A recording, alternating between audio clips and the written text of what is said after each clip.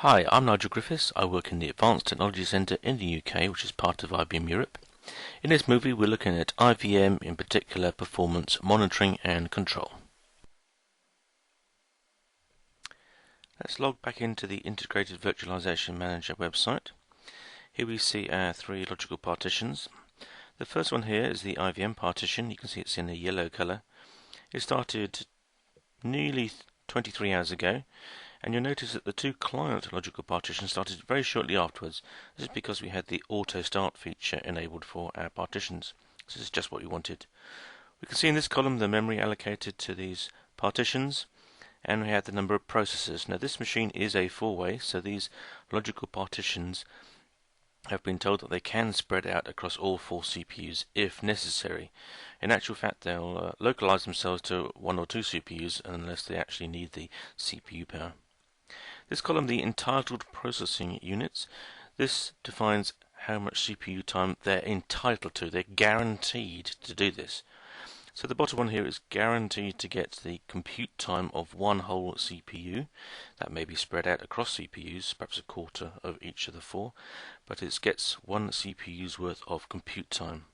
And for the other ones, this guy gets 1.5 CPU's worth, and the IVM gets 0.4 of a CPU. At the moment, as you might expect with a demo machine, how much are they actually using is very low. So it's 1/100th of a CPU. This is, in this case, AIX just ticking over, running some timer interrupts, maybe a couple of daemons coming and going. Now this column here is only updated about once a minute or so. We can force that by the redisplay option here, and we can see it hasn't changed very much. So what we'd like to do now is actually to run a workload on here, and we can see how we can monitor that and how we can change it. So I'll log into this one here, more tasks, open terminal.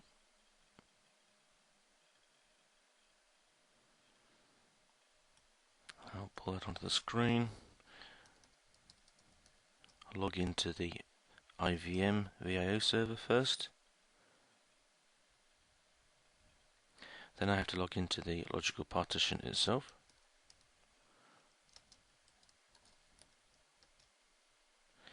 And then I have a command I want to run. It's just a workload generator. You don't need the details. It's a little program that I've written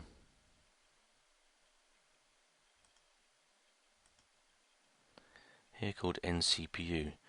This will eat up all the CPUs on the machine. The first thing we can see here is that nothing's changed. This screen is only updated, I think it's about once a minute, but we could actually force that to be updated right now. And we only see that it's gone up a tiny fraction. Now these numbers are only calculated every couple of minutes, so if we keep here refreshing, then eventually we come past one of those boundaries, and here we can see it's using practically all of the CPU power in the machine. Now we might decide that that's okay. This logical partition is entitled to 1.5 CPUs, but it's using practically all 4 CPUs. But maybe we don't want that. Maybe we want to limit this partition in some way. Well, we have various ways that we can control this. If we look at this partition in detail and go into processes, this is where it's entitled to 1.5 CPUs and is allowed to spread out onto all 4 CPUs. So one way of limiting the CPU power it's allowed is to actually reduce this number and say you're only allowed to spread out onto 3 CPUs. So we'll OK that.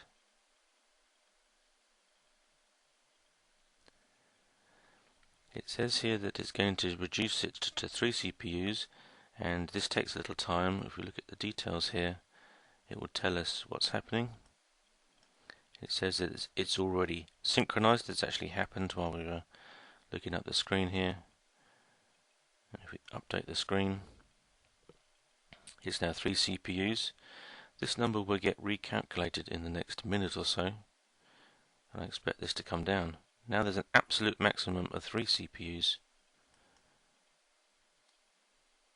And there we go, we can see it's using all 3 CPUs completely. But other ways we can limit the CPU power. If we go back to here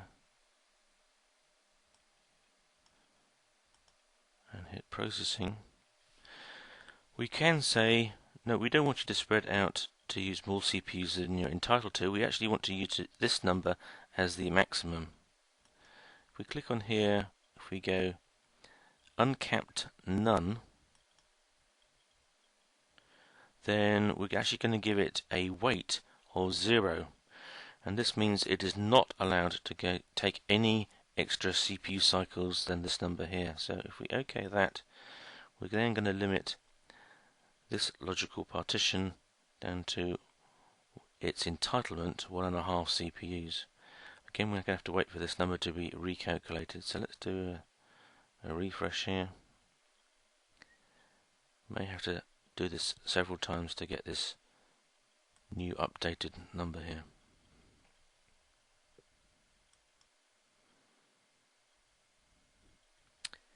And there we go. We can see now that it's entitled to 1.5 CPUs, and the maximum it's using is 1.5 CPUs.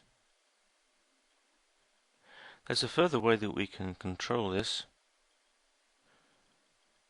If we have more than one logical partition competing for spare resources, it's this weighting factor here that decides which logical partition gets the most amount of spare CPU cycles when it's going over its entitlement. And we could put either low, medium or high in here. A high logical partition will get the majority of the spare CPU cycles, and a low one will just take whatever's left. So we can control those relatively between a group of logical partitions. So we may, as an example, make the developer partitions low importance, the internal systems are medium importance, and our production workloads are high importance. So our production workloads will take the bulk of the CPU time when we're actually competing for the spare CPU cycles on the machine.